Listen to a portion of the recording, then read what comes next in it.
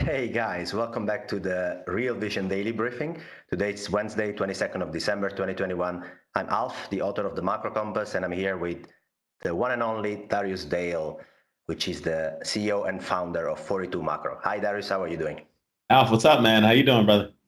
Yeah, it's okay here. We're in lockdown here in the Netherlands, so could be Oh, better than that, but locked down from the seasonal cold. Interesting. over here basically they close down all non-essential shops. So if you want to go to the restaurant, sorry, you can't. If you're going to do sport indoor, you can't. The Omicron situation has complicated things for the healthcare sector in the Netherlands. So they were pretty late with boosters shot, and compared to the rest of Europe. And unfortunately, the situation got out of hand. So they just decided to tighten in, which is very unfortunate as festivities are coming. But I guess we can't get around it. Quick question: Are they making a distinction between the ongoing Delta wave and the Omicron wave, adding to that, or are they saying, "Hey, look, COVID is COVID. We don't care"? Well, they first started tightening in on the upside of the Delta wave itself. And then when Omicron came on top, they just said, okay, well, if you look at the projections of ICU hospitals, we're not doing good. The interesting part is that if you look at the intake of Omicron patients in the ICU, it's not extremely large. And especially the recovery period of these patients out of the ICU seems to be much faster than it was with previous waves. So people take generally like only 20% of the time they took in previous waves to get out of ICU. So apparently the symptoms are a bit milder than they were before. Yeah, well, not only 20% of the time, but it's only 20% of the hospitalizations. If you look at the South Africa study data that was published this morning, so I think that's a lot of what's driven the market higher. This is sort of growing realization that Omicron could actually be a blessing in disguise in terms of advancing society forward and out of the pandemic state phase of this whole process. Yeah, I think it's a good point. I also try to look up a bit for the data of booster shots, which clearly can help in the process of getting this immunity back in. We have a chart we pulled up here, and I sort of tried to plot large European countries and the US, and this chart shows the percentage of population which has already gotten a third shot for COVID. And what it's really impressive is the sort of the shape of the curve in European countries. They've really accelerated this campaign, as you can see. So it's Yeah. already like in Germany, for example, 35% of population has already got the third shot, and they announced that they're probably going to be able to do 60% of population by end of January. So once you have sort of done that, I guess you can more confidently reopen already in February, and the market seems to cherish this aspect today. Yeah, well, the one thing I'll piggyback on that, I saw some data from Johns Hopkins suggesting that the booster shot itself may only be good for a couple months of immunity with respect to this variant. So, I mean, it's going to be a fit and start process, but ultimately, where society has to go is to something I've been saying for 9 months now, which is this is an endemic. Treat it like the seasonal flu and move on. I think Omicron may be, in fact, be the catalyst for that, but we shall see. Yeah, indeed. What's really important here is this dichotomy between short-term, negative impact on growth that we are going to see already. We are seeing in some data coming in, but probably in January and February data, we might see some second round effects. But you and I were chatting offline, trying to really learn from each other and understand what is this economy looking like in 2022? Are we going to above GDP? Above potential trend GDP, or are we just growing at trend GDP next year? I mean, how do you see that? Yeah, no. So I think that's the consensus expectation is very much that we are going to still be comfortably above trend from a growth expectation. So, for example, in the U.S. in particular, Bloomberg consensus expectations for real GDP growth for next year 3.9%. The 5-year trend through 2019 is somewhere around 2.2%, two and a quarter. And so, that's obviously comfortably north of that. It's the same with the Europe as well. If you look at the Eurozone expectations for 4.2% GDP, the 5-year trend through 2019, 0.9%. And then the same for the globe, 4.3% expectation, 5-year trend through 2019, 1.1%. So the economist consensus, and I would argue, the economist consensus forecasts certainly feed into, certainly sell side expectations for earnings and things of that nature. The street is already there in terms of reopening this economy into something that's a boom economy. But the reality is, I think the big question for investors is whether or not that's true. We've done a lot. We're starting to do a lot of work on kind of the unpacking that debate, if you will. Yeah, and the interesting part is that if you look at some part of the of the market, they don't seem to sort of believe this narrative too much. I mean, if you look at the bond market and what's priced in compared to what the Fed dot plot is pricing in, and especially if you look at more like the terminal rate, so the long-term trends and how sustainable this growth path is. I mean, look, like forward swaps or forward Fed funds futures are pricing like a hiking cycle to stop at 1.5%, maybe 1.75%, and the Fed is telling you, I don't know, if terminal rate is 2.5%, and we're gonna get there. So the bond market seems to be a bit hesitant to price in this sustainable above trend growth, while economist consensus, as you said, seems to be pretty optimistic. So where is the truth actually? Yeah, and so here, this is it's to be determined. We put together some analysis for you guys in terms of trying to get to that truth. So one thing I'll start by saying is one, the Fed is also very much in the camp that growth will be comfortably above trend next year. So you have economist consensus, Fed consensus, and I would argue sell side consensus as it relates to consensus earnings expectations are all on one side of the boat. So the risk, according to the bond market, is that expectation is ultimately proved to be false. And so the first analysis I wanted to show is sort of the goods consumption trend relative to the services consumption trend, because clearly there's this sort of expectation that once the economy fully reopens, we're going to have this big lurching forward of consumption, of services consumption demand relative to goods consumption demand that keeps the economy from slowing to a below trend growth rate. But when you actually do the math on it from a real goods consumption perspective, we're 538 billion north of where the trend line is through 2019, the 5-year trend line through 2019. From services consumption, we are 359 billion south of that trend line. So that's a net minus $180 billion in terms of the deviation from trends we're likely to see from the goods and services side of the economy. So how do we fill that hole, right? That's kind of question number one that I think the bond market is wrestling with. And then question number two, if you look at the GDP trend versus the fiscal balance, another chart I sent, you look at the so GDP is, obviously, still kind of in its below trend. The output gap, or technically, is technically not necessarily fully closed. But then when you look at the fiscal balance, we are 6 percentage points below trend in terms of the U.S. fiscal balance, in terms of where we are. And there's not a ton of new laws. Obviously, we're learning from Senator Manchin this past few days. There's not a ton of new law that suggests we got to stay down there. We could actually have a pretty sharp and meaningful fiscal contraction that takes place over the course of fiscal 22 and maybe into the early part of fiscal 23 that actually stymies that process of sort of, kind of return, that actually accelerates the process of growth returning back to trends. So that to me is all on the negative side of the ledger. On the positive side of the ledger, and this is the number one pushback when I even just have this discussion with institutional clients, which is, there's a ton of cash on the sideline.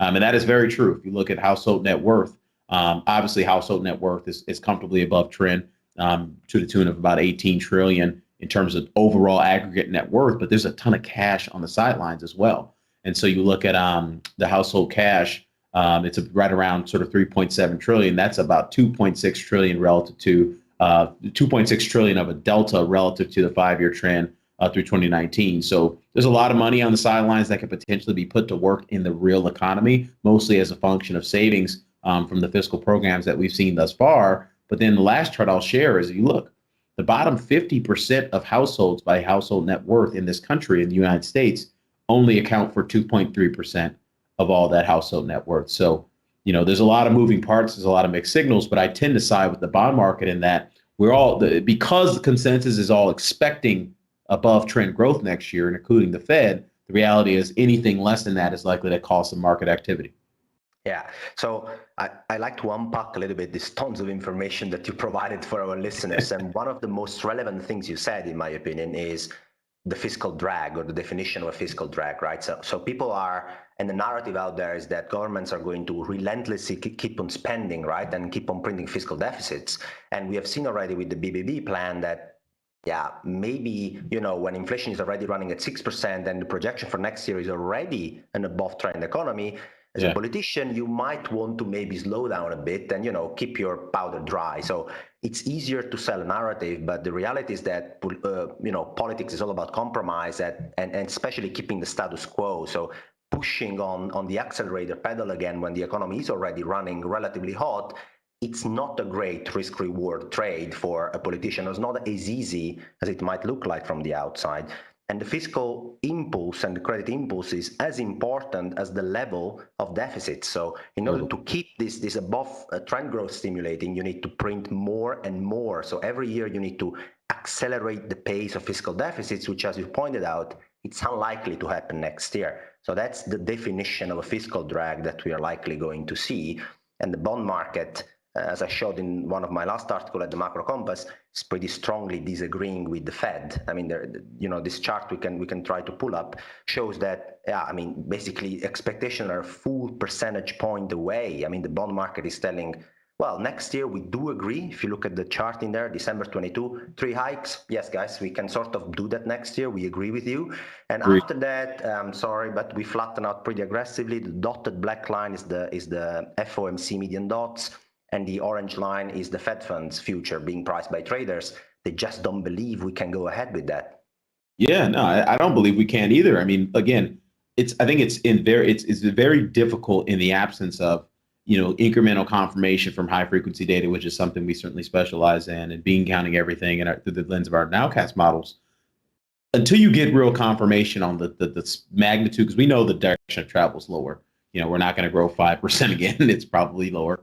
But the reality is it 4 or is it 2.25, which is probably the appropriate growth rate for the economy, absent all this, incremental fiscal stimulus, and more importantly, with the addition of monetary tightening. I think we shall see is the real debate out there. But again, I want to leave everyone with this very simple point. The Fed, economist consensus, sell side consensus already expects comfortably above trend growth next year, not just in the U.S. economy, but also in the global economy, particularly in Europe as well. China's the only economy I've done this analysis for where the growth expectations are right around their trend line. And so the market expectation on China, if you're going to go buy something, as an expectation of the pandemic being open, I'd say go buy China before you go buy anything else. Yeah, that's a very good point. And as we're talking a lot about economies and forecasts, etc., I want to make this a little bit more applicable for our listeners. So if we look at asset classes here, and let's start first from the broad topic, S&P 500. You're looking at a relatively broad index. Well, not that broad, still market cap weighted and skewed towards certain sectors, but what would be your view on this asset class? Is it something you want to lean long for next year, or you'd rather prefer certain sectors? Do you have a target for the S&P next year? No, we don't do targets. I mean, I think that's a that's a sell side activity, man. We're trying to do buy side macro for our buy side clients. No, the reality is for us, it's all about sector and style factor dispersion. That's the name of the game on the buy side. That's the name of the game of what we try to do here at 42 Macro. And so from an asset allocation, from a portfolio construction perspective, let's start with the asset allocation perspective. You probably want to be long less equities than you were in 2021. You probably want to be longer, more bonds than you were throughout 2021. And again, we made all these calls going back to November of 2020, in terms of shorting the bond market, getting extremely long, high beta stocks and things of that nature. So we have some chops on this, but now we're on the wrong side of the cycle in terms of the rate of change cycle for growth, the rate of change cycle for inflation. And obviously we're talking about a dual fiscal and monetary policy tightening. So you add all those factors and variables together and you wind up with wanting to be in low beta securities. You want to be in the RUS, the REITs, the utilities, the staples of the world. Healthcare obviously is one of those sectors as well. But then it starts to run pretty thin in the equity market in terms of the types of sectors and style factors you're going to want to be long. But again, you're just going to want to generally be a lot less longer of equity risk, because the reality is in an environment where growth and inflation are slowing, potentially to a at trend or below trend level, even if it slows to at trend, you're going to have a massive downside surprise to consensus expectations. You're talking about 150, 175 basis points in one calendar year. That's going to cause some problems in asset markets. So if we slow to where people already expect it to, you're talking about earnings growth being really the only driver of equity markets, because you're probably going to lose the multiple expansion. So it's going to be a tough slog, can be a much more volatile slog as well, to the extent that the growth expectation just does not come to fruition. How about yourself? What are you guys thinking? So that's good. So the interesting part is that our view is relatively similar. I think that there is a window going into next year where there are some chances still to be long. I do agree with you that it's rather a low beta than a high beta long in the equity market. I am also very wary of valuations, and we can talk about that later, but I just wanted to first draw the attention of our listeners to the fact that I've interviewed, and the interview is going to be aired tomorrow, a new joiner to the show at Real Vision, which is Andy Constant. You might have known him from Twitter at Damp Spring is his Twitter handle, and the great wealth of experience trading for large shops in America. And I asked him what's his target for S&P 500. So let's listen in for a second at what he said. So I don't like targets. I Okay. know for a fact that between now and 2022, I will be max short equities at some point. Sure. I have a very simple thing. I am long, so I put targets out because people seem to like them.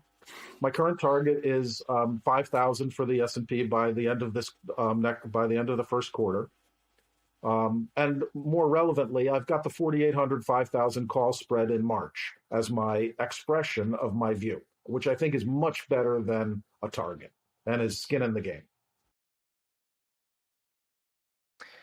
And we're back. So you asked a question about valuations, right? I mean, we talked about earnings and we talked about above trend growth or trend growth, but valuations and the delta in valuations also extremely important to assess equity market returns, right?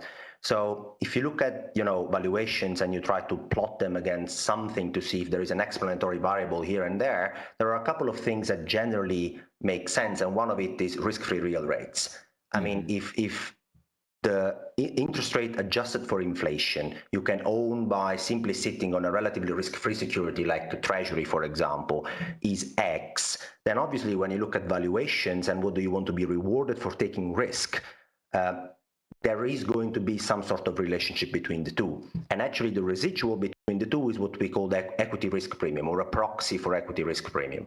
Now, obviously, if the Federal Reserve is going to tighten monetary policy next year, as we think it is, on the backdrop of a slowing growth impulse and inflationary impulse, and the same is going to happen, by the way, at the European level, and we can touch upon that a little bit later, the chance that these risk-free real rates are going to remain so depressed as they are now is not that high. And if you have this sort of gentle tightening process, at least what central banks are trying to engineer, that pushes real rates up, risk-free real rates up, it's hard for the valuation side of the stock market, especially the high beta part, to remain, that rosy. So I tend also to steer a little bit away from that asset allocation and that sector at the moment, and prefer the more conservative side of the equity market, but still trying to be long because we are not in mayhem yet. This is not the moment to run for the hills straight away.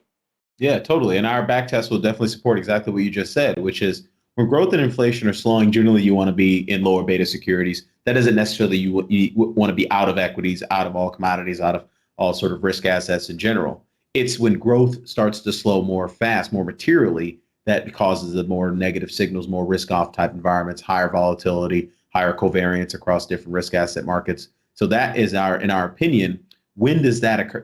Does that occur in 2022? The risk of that occurring in 2022, I think, starts sometime around March, April, if we're going to see that kind of on the other side. One, that's what our model's already projecting, but two, that'll conveniently be on the other side of any sort of, post-Omicron lockdown. We'll be well on the other side of any sort of reopening associated with that. So, once we get into that interval, which is something we've been saying, hey, look, when we're in that particular moment where growth will start to accelerate to the downside, we have to observe the sequential momentum in that time period, because it starts to look like we actually are going back to trend growth. That's going to be a problem for asset markets. If it looks like we're just going to have this comfortable decay function, back to 4% growth in 2022 and then finally trend growth in 2023, I think markets can digest that fairly well. But to your point, bringing up one last chart, which is the world. We showed this maybe last week or a couple weeks ago in our macro minute videos, which is the world composite leading index time series relative to high beta risk assets. The blue line is the composite leading index time series. The black line in the chart is the S&P 500 high beta ratio or high beta index relative to the low beta index on a ratio basis. And then the red line in the chart is Bitcoin relative to Treasury bond prices. And as you can see, when that blue line peaks, as it is peaking now, you tend to have dramatic drawdowns, dramatic with a capital D, drawdowns in high beta securities, high beta assets, things like Bitcoin, not only relative to low beta securities within their own market, but also relative to bonds and cash and things of that nature. So the speed of that, we think that process is ongoing and is going to continue. It's just the speed of that process in terms of how painful it will feel will really depend on this sort of unanswered question on kind of the terminal rate of growth next year. Yeah, and the other important headline we got a few days ago is basically from the first Fed speakers talking about what to do with the balance sheet, because we talk about hiking and we talk about, tapering and how many hikes, but the real elephant in the room is what's going to happen to the balance sheet of central banks. And the first headlines are coming out. I mean, Powell at the FOMC presser basically said, yeah, of course we're looking at it, but it's too early to discuss, and we're going to make a decision. Then you start getting the first headlines by FOMC members. They say, yeah, well, we might want to reduce the balance sheet. I mean, it's the amount of excess reserves in the system is incredibly large, so we might want to experiment at starting reducing that. Actually, I've run an analysis on Europe because we tend to talk a lot about the Fed, but the ECB has basically announced that the cheap funding facilities for European banks, they're called TLTRO, will stop to be so advantageous basically for banks from next year. So there is a very high likelihood that those facilities are going to start to be paid back, because banks want to avoid funding cliffs. They don't want to, wait for 2023 where they need to repay 1.5 trillion all in one go. They rather smoothen the repayment profile. And when they do that and they repay, the central bank balance sheet shrinks as a result. So we're talking about Europe, which is a more conservative monetary policy maker than the US is on the hawkish side, that is most likely going to shrink their balance sheet in 2022. We have a chart that shows my projections. And this would be, look at this, there is the very first time since 2013 that we actually see a meaningful shrinking of the ECB balance sheet according to my projections. Now, try to add the Fed on top. What do you think of this balance sheet dynamics? Do you think there's something we should really be aware of? How should we read that? I think so. That phenomenal analysis. Who was the gentleman you said at the Fed who sort of floated this trial balloon?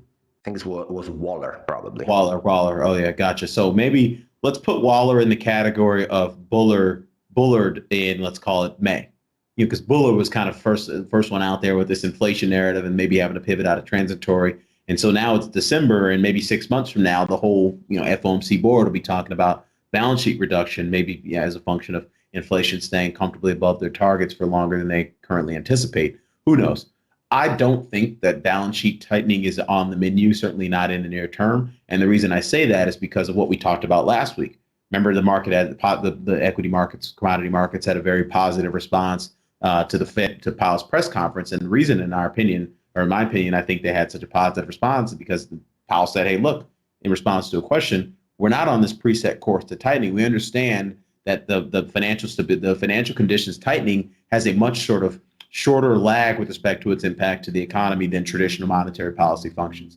And so they understand, they basically learned a lesson from 2018. And so I think 2018 was a year where we saw a tremendous amount of balance sheet tightening, quantitative tightening out of the Fed. And clearly it created some real consternation. We had a 10% drawdown in the early 2018 with Volmageddon. We had a 20% drawdown, obviously, in Q4 18 that culminated with the Christmas massacre. So I think that's fresh in Powell's memory. Certainly is tough, rocky first year on the job. But the reality is, if they get anywhere, if this becomes an issue, it might become an issue faster than they actually want it to be. And the reason I say that is because how we calculate net liquidity, at least here in the U.S., because we have the appropriate data, we look at the Fed's balance sheet minus the Treasury General account. Obviously, when the Treasury General account's going down, you tend to get additional impulse of liquidity, and not vice versa. And so, we know the Treasury General account's going up. It's basically at zero right now.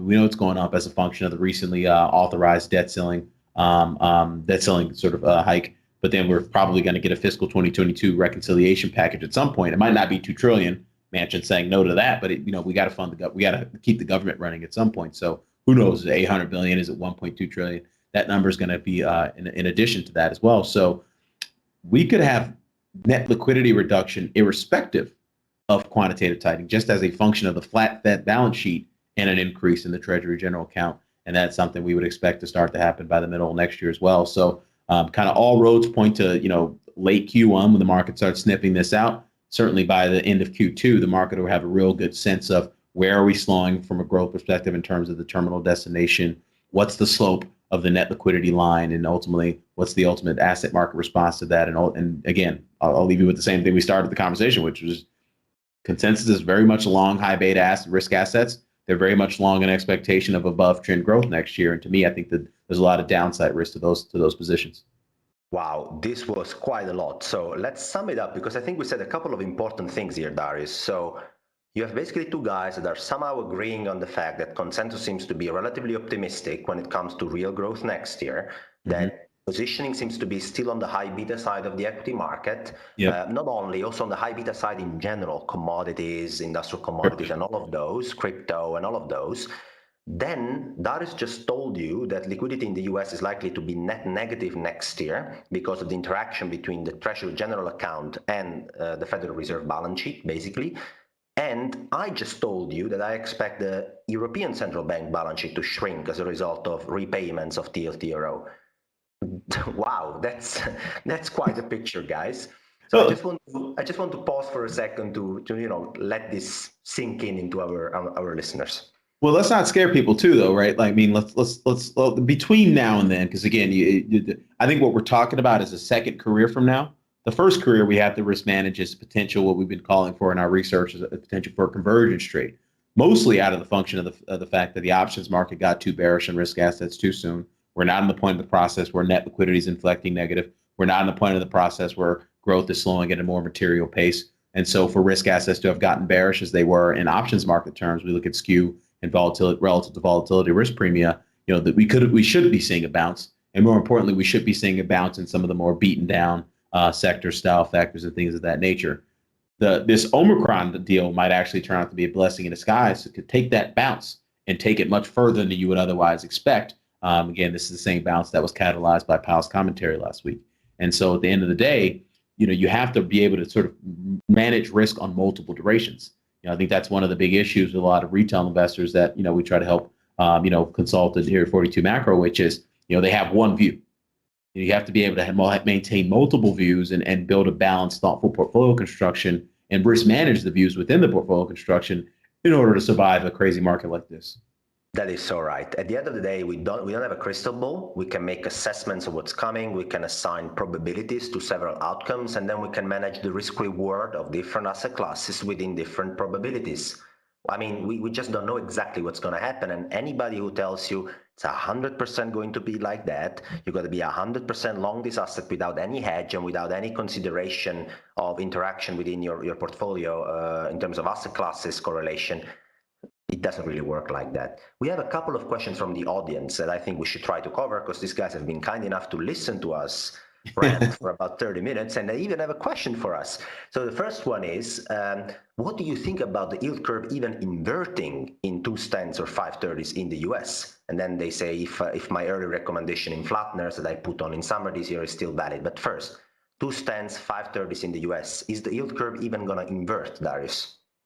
I think it has a risk too, but I don't think it's going to, at least not this soon. And what I mean by this soon is, kind of within any reasonable forecast projection period, which in our nomenclature is, a rolling 12-month forward period. I don't think that's a legitimate possibility. One, I don't think the Fed's going to be able to hike interest rates that fast without spooking the markets. But number two, I think the Fed is now incorporating the yield curve into its monetary policy setting framework. I mean, we know this. Jay Powell is as good at listening to the markets as Chairman Greenspan was. And so, I don't believe that if they get to the point where the yield curve is significantly more flat than it already is, I do believe they'll pump the brakes and sort of try to give themselves more. They'll find a reason to pump the brakes in terms of their data dependency. Yeah. So the answer to that question is that I treat this investment idea as any other I've ever had and traded when I was trading myself for an institutional book. I put it on in summer, it worked, and then I used trailing profit target. So I just move my profit higher as the trade makes money for me, and I move also my stop loss higher. So what happened is that we went really flat in 530s and 210s, and then we had a small reversion of late. So I've effectively taken off the trade with a large profit, also because my macro view is similar to the one that Darius is saying. The Federal Reserve has shown some more nimbleness, if that is an English word. They're more nimble around their hiking cycle than they're not on autopilot like 2018. They seem to be a little bit more attentive. So when you get to pretty flat levels, the risk reward of being in that trade, it's not extremely appealing anymore. I think the easy money has been done on the trade. And then the other question I want to ask is, let me see if I can find it over here. Yeah, so if the deflation call is correct, that's a question for you, Darius. Should we buy growth stocks to front run it? How does that correlate with get out of high beta? Is actually growth tech stocks, let's say, a way to express a deflation call?